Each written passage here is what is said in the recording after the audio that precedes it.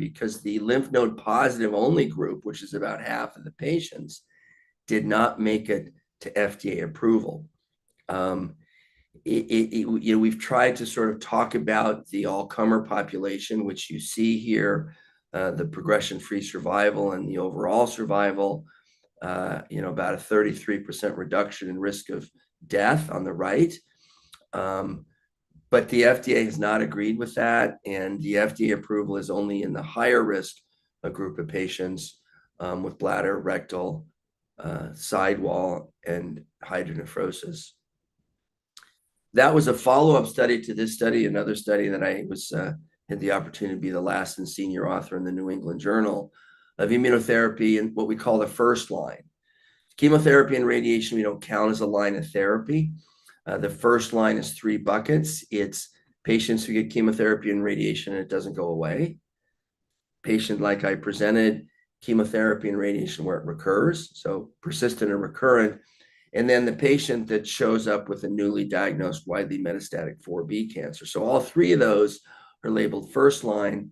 And that's where platinum taxane was published. Again, another study I had the opportunity to represent the GOG in 2009.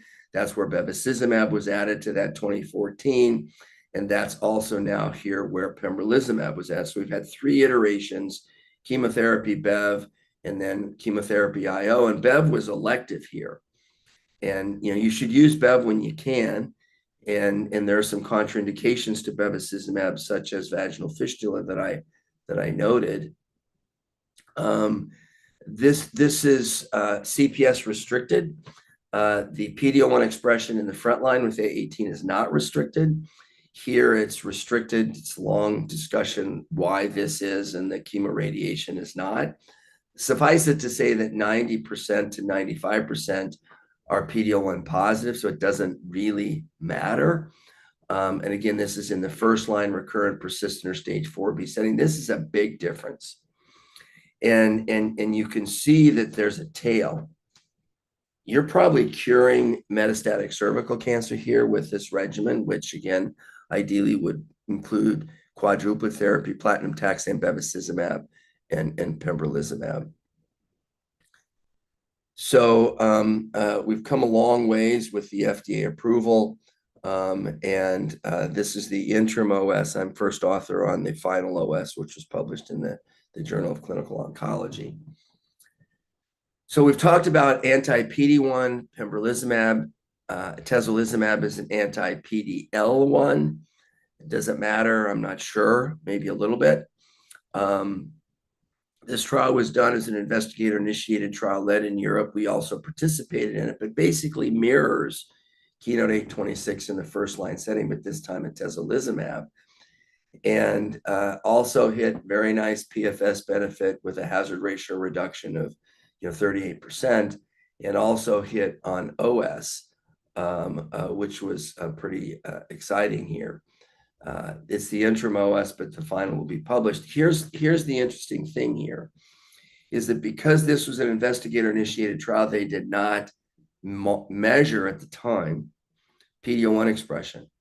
So pembrolizumab requires CPS greater than 1. But atezo, they didn't do it. So they've since presented it. They just presented it earlier this month in Vienna.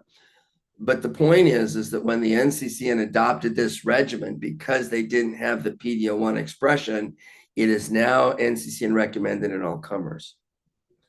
So if you believe in immunotherapy and she is PD-L1 negative, you can give this and it'll get paid for based on the NCCN. It's a loophole. Probably the more typical is to use pembrolizumab in the PD-L1 positive patients in the first line. But if they're negative and you want that patient, your patient, to get immune therapy, she can get atezo. And as you know, atezo is now available sub-Q, which to some people is important. So the threshold, again, is combined PD-L1 score of 1 or greater. She's 6. HER2 is pretty rare expression in cervical cancer.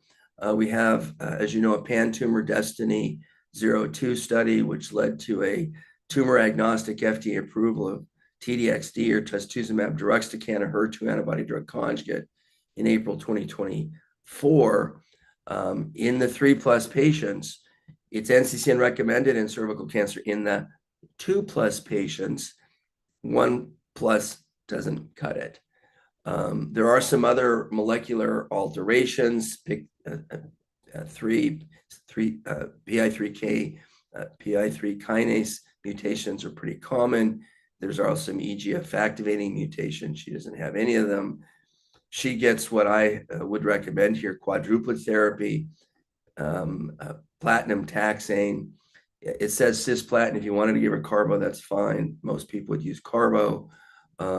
She gets pembro, platinum taxane, bevacizumab, and does well. So think of it. Now she's been alive for 3 years or so. Okay. And that's really, really exciting. But now she's recurring. And the good news is we have options. The bad news is she's recurring. And for years, we would roll back another chemotherapeutic agent, generally single agent chemotherapy. I don't know, topotecan, gemcitabine, something. Single agent bevacizumab has some activity here, but not great, and certainly not FDA approved. And she's failed bevacizumab. Single agent IO also has activity and is FDA approved, but she's had IO. So IO after IO is not a thing in cervical cancer, at least. And antibody drug conjugates. And I mentioned trastuzumab deruxtecan, but she's only 1+, so that doesn't really count. But there's another antibody drug conjugate called tisotumab vedotin against tissue factor, which would be on label and an opportunity for her. Clinical trial is also a good option. There is a clinical trial here finally, and the clinical trial is tisotumab vedotin against tissue factor antibody drug conjugate versus antibody drug conjugate against TROP2. It's not sacituzumab govitecan, which you guys know, and in, let's say, breast, it's sacituzumab trumatecan, the same antibody, but a different linker payload. So antibody drug conjugate is a good option here. It's probably the preferred option. There has been some learning on how to give that, and we'll go through that. Antibody drug conjugates are ubiquitous, and we're very honored to have those in the clinic. You understand them. As I said, in sacituzumab govitecan, you can have the same antibody, but a different linker payload in sacituzumab trumatecan, both against TROP2. And so it is the entire construct, the antibody linker payload, that sort of creates the opportunity. And we still have a ways to go. This is still chemotherapy, but the intention is that the antibody drugs binds a tumor-specific antigen, enriches the payload in the tumor microenvironment, kills the cancer as the antibody drug conjugate is internalized, and then ultimately has a bystander effect. So we have 3 antibody drug conjugates in the cervical cancer space. I talked about the middle one, trastuzumab deruxtecan, FDA approved in the 3+, NCCN recommended in the HER2 2+. Tisotumab vedotin against tissue factor, because tissue factor is so ubiquitous, it is not biomarker restricted. In other words, the biomarker is already there, so you don't need to test for it. And then the TROP2 antibody drug conjugate that's in phase 3 trial is the sacituzumab trumatecan. Now, I point out that the payloads are different. Sacituzumab trumatecan and trastuzumab deruxtecan have topo-1 inhibitors, when tisotumab vedotin is an MMAE microtubule disruptor. What does that mean? Functionally, it means that you may be able to use an antibody drug conjugate after an antibody drug conjugate if the payloads are different, because they're probably not cross-resistant, because they're a different target and a different class of payload. So this is pretty exciting. Tissue factor is part of the coagulation factor cascade, coagulation cascade. It is associated with a poor prognosis. And we were able to study it again in a GOG study 3023 in a single arm study. So what we try to do, if we can, do a single arm study and get accelerated approval, which is faster for patients, and then ultimately do a randomized phase 3 confirmatory trial and get it approved around the world and flip the accelerated to regular approval. And we did that again after failing first line, after failing bevacizumab and IO and chemotherapy, as I just presented. It went well, and we got approval, and ultimately did the phase 3 trial. This is the phase 2 trial, shows a 24% response rate, and the patients lived another year. So we stacked these. We stacked chemotherapy and radiation. We stacked the Keynote-826, pembrolizumab. We stacked the antibody drug conjugate. And hopefully patients live much longer than they otherwise would, and also would live better. And we also occasionally squeeze out a few cures. This is the phase 3 trial. Once we got accelerated approval, and it was versus physician's choice single agent chemotherapy, which was several things that I can't even believe we used to use. Topotecan, vinorelbine, gemcitabine, irinotecan, and pemetrexed. These medicines have a response rate of 5 to 10%. Remember, tisotumab vedotin was 24%, so more than double. But we had to do a randomized phase 3 confirmatory trial, which we did, which was published last year in the New England Journal, and shows that it is better than other available options. Is it great? Not really. Is it good? Yes. Did it move the needle? Yes, but we're not done. Okay. So you can see the improvement in overall survival of just a few months, but it's meaningful, 30% reduction. And you see an improvement also of about 33% in progression-free survival. So this is here, and cannot be ignored, should not be ignored, and should be utilized routinely in our practice. And again, according to the NCCN guidelines, it is the preferred option. So everything that I've said to you, from chemotherapy and radiation, with or without pembro, in the first line, chemotherapy and pembro with or without bevacizumab, and now in the second line, tisotumab vedotin, are all preferred level 1 NCCN options, and several of them are published in the New England Journal. So here you can see the difference in the waterfall plot. On the top, you see the tisotumab vedotin, and on the bottom, the chemotherapy. And again, it was independent of tissue factor expression. Here, we looked at the H score. You can see there's really no difference in the PRs and stable disease and so on. So this confirmed that we were on the right track, that we didn't need to test for tissue factor. So she gets that. We'll talk about the adverse events. One of them is related to ocular toxicity. It's a conjunctivitis. Some people call it pink eye. It's really a red eye. It's pretty easy to tell. You just look. And if at the surface of the eye is the cornea, then that's called keratitis. As listed in the prescribing information, patient needs a baseline eye exam and then an eye exam every cycle, at least in the beginning. Most of these are done by the optometrist, not the ophthalmologist. Ophthalmologists, as you know, are a lot of retinal doctor, cataract doctor. Optometrists are not just fitting glasses in the US. They can prescribe medications and do diagnosis. It's a very nice profession. So we also recommend eye drops because it can cause some dryness. We also recommend that the patient not use her contact. In fact, I've talked to a patient who's doing well on tisotumab vedotin, and had, minimal eye adverse events. And I said, "What's this been like?" She says, "It's been tough." I said, "I know it's been tough, and I'm so honored to be part of your team." I said, "What's the toughest thing?" She said, "The toughest thing is you told me I couldn't wear my contacts," which is interesting. So that's true. But every little inconvenience can be cumulative. So she has a dry eye.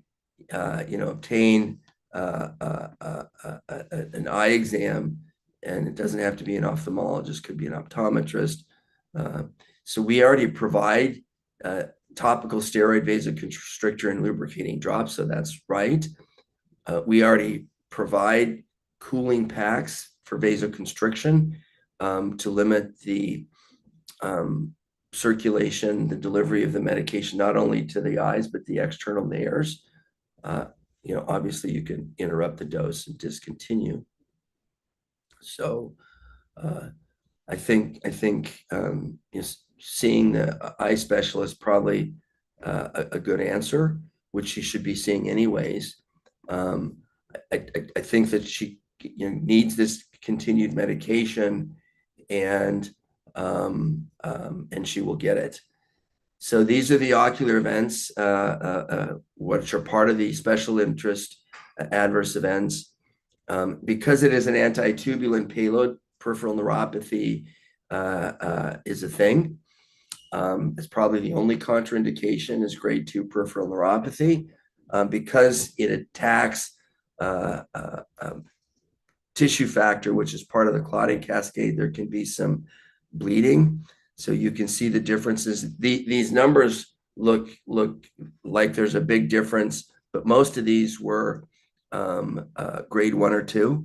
Okay, that's the dark color. And we're better now at mitigating strategies, which I'll review with you. So the mitigation strategy on the day of infusion is after the eye exam, you're all ready to go. You put the cold pack on, do some corticosteroid eye drops, which are continued on the second and the third day, and also a dose of vasoconstriction drops. So the vasoconstriction through cryotherapy and the vasoconstriction drops important. Anti-inflammatory corticosteroid drops, it's relatively low dose corticosteroid drops. If you compare it to the other antibody drug conjugate, which requires this in ovarian cancer, mirvetuximab soravtansine is much higher steroid dose. But this is important. It is in the USPI. It's part of the order set, and can be operationalized relatively straightforward. Cryotherapy for vasoconstriction is important in the eye, but also in the mouth. Okay. And the vulnerability for these TROP2 antibody drug conjugates, and I talked about one that's in late phase development, sacituzumab trumatecan, is stomatitis. And you can use all sorts of mucosal cooling, if not limited to, but obviously ice. And so, the grading is here, and it can be some pretty painful ulcers. This at the bottom, it says a frozen mouth guard. It's pretty cool. You put in a mouth guard like a football player, and it covers the buccal and lingual mucosa, the gingiva, the gums, and then ultimately cools them. And it takes 30 minutes to thaw. So you change it out while you're getting the infusion, doing it a couple times a day. I've had good evidence for that. And you can just Google that, the chemotherapy mouthpiece. Since I started to talk about HER2, I wanted to show you this. Destiny Pan Tumor 2, as you know, led to the FDA approval, I said last April 2024. There was a cervical cancer cohort in that. I just want to sort of point that out to you. that in cervical cancer in the 3+, big time response rate. It is FDA approved in the 3+, again, after failing available therapy, second line, if you will, or third line. And it's also NCCN recommended in the 2+. And I've seen great opportunities here. It is a highly emetogenic chemotherapy. So when you give TDXD, as you probably know from your breast cancer experience, it's triple or quadruplet therapy for antiemetics. It also can cause some interstitial lung disease or pneumonitis, which can be very serious. And so even if it's asymptomatic grade 1, then we would interrupt and frequently even treat with steroids. And if it's grade 2 symptomatic, it should be discontinued. So you see here the interstitial lung disease on the bottom, 2% grade, 3% grade 1, 2.6%, 6.4 grade 2. Just be aware of that. I talked about the GI toxicity, nausea, number 1. Bone marrow suppression, we use growth factors liberally in our GYN cancers because they're so heavily pretreated, and because these treatments are long-standing with multiple cycles, because they work, fatigue is a consideration. So we have a lot to do when we use these novel agents. It's a team. We need to make ourselves available to these patients, teach the patients, and there's several patient-reported outcome measures that we can utilize to monitor these patients, but it's a team. And it starts with educating each other for doing it. It also, then you have to educate the patient. They may think that a dry eye or a sore mouth or nausea is okay. It's not okay unless you communicate. And they may think that a short of breath is no big deal until it's interstitial lung disease and it's serious. So we have to know what to look for. We have to look for it. We have to identify it early and treat it early. And at the same time, while we're looking for it, we're trying to prevent it. It is basically, high-level cancer care, which I enjoy here in the state of Florida. At Florida Cancer Specialists, we care for almost 2/3 of all patients with cancer in Florida. So it's really an honor. So it is the team. The European term is MDT, multidisciplinary team. Some people call it tumor board, but all of these biomarkers are important. I think we try to molecularly characterize all of our metastatic serious cancers. And as you know, in endometrial cancer, it's even part of the staging system. So I wanted to share with you, as I wrap things up, the SMART goals: specific, measurable, achievable, relevant, and time limited. We have to put this information into action. And I'm going to begin with the beginning, which is vaccinate, period. And then screen, okay? And then provide guideline concordant care and document, okay? And we have to realize, what patients are going through. Maybe we never can, but we should try to provide compassionate and equitable care at every step. And clinical trials is always the preferred opportunity, although in cervical cancer, clinical trial opportunities are unfortunately limited, as I outlined. So to receive CME CE credits for today, scan the QR code or check your email for instructions. There will also be an opportunity to download the slides as you complete your survey. And I want you to gain credit. I won't read this, but I already discussed it. Let's get some credits so that you can, quite frankly, get your licenses renewed. It's now required. I really want to thank you for joining me today. I want to thank CEC Oncology for what they do for patients. Remember, even if we develop medications, if we don't teach each other and if we don't implement, we haven't done anything. Okay.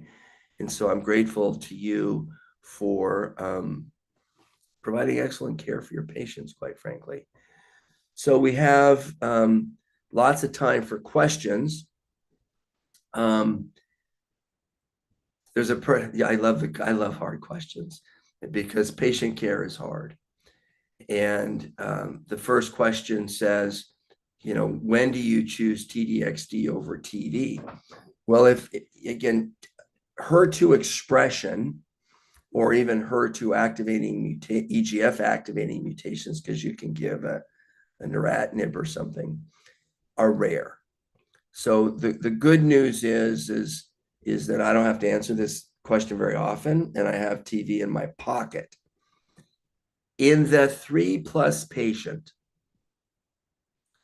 again, which is rare, it's a tough decision. I would probably prefer in the IHC 3+ patient TDXD. In the 2+ patient, I would probably prefer TV. Okay. And again, FISH has nothing to do with this. So for TDXD in non-breast cancer, there's no in situ hybridization. It's all IHC, just to let you know. So 2+, I'd probably go with TV. 3+, I'd probably go with TDXD. But it's going to be a sequence. I would hope that she would get both agents. In the 1+ HER2, I'm not going to use TDXD, and it's not going to get reimbursed anyway, so it doesn't matter what I think. Option number 1, though, is clinical trial, and the clinical trial would be randomized TV versus TROP2. Very cool. Okay. Would you use pembrolizumab in the first line? Yes, if you don't have a PD-L1 score. In the first line, I probably didn't say it as clearly as I could, that PD-L1 is not restricted. And the reason it's not restricted, 95% of the patients in A18 were PD-L1 positive. The issue is, which you didn't ask, is in the lower risk, the node positive group, which was included in the study but didn't make it to FDA approval, that didn't lead to a level 2A NCCN that are 2B. For the most part, the node positive alone, not the sidewall involvement, the hydronephrosis or the bladder rectal involvement, which is on label for that group of patients, because it's a 2B and not FDA approved, I do not use pembrolizumab. Why? Again, it becomes a practical answer. I can't get it paid for because these medicines are expensive.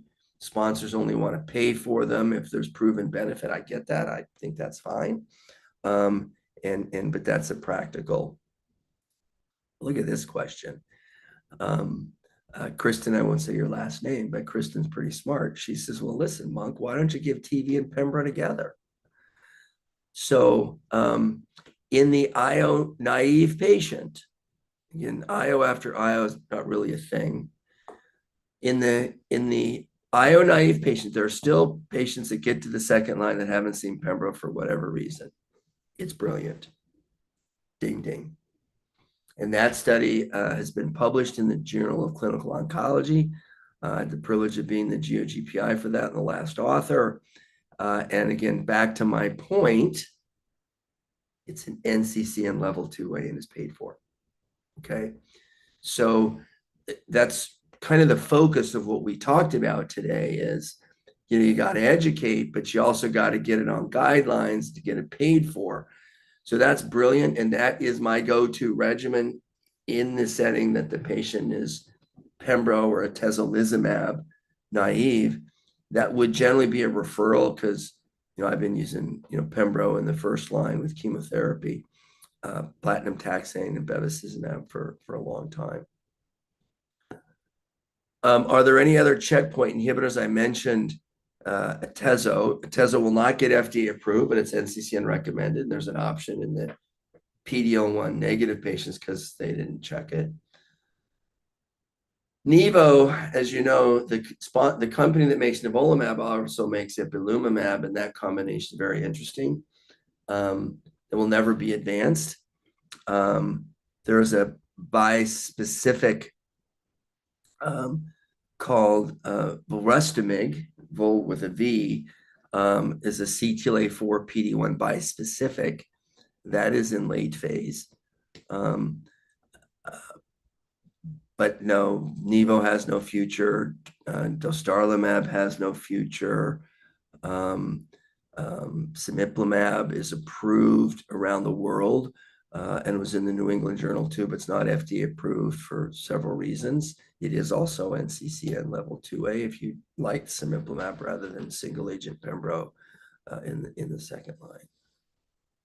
So those questions make me feel good because it means that you guys understood what I said and were very appropriate. And thank you. Any other questions? And then I'll let you get on with your day. I really, again, appreciate you being here. Many of you probably know how to find me. I'm happy to help you individually. These are very challenging cases. As I mentioned, the average age is 49, 50. So I want to be here for you guys. So hearing nothing further, thank you. Enjoy the rest of your day, and we'll catch up soon. Thank you.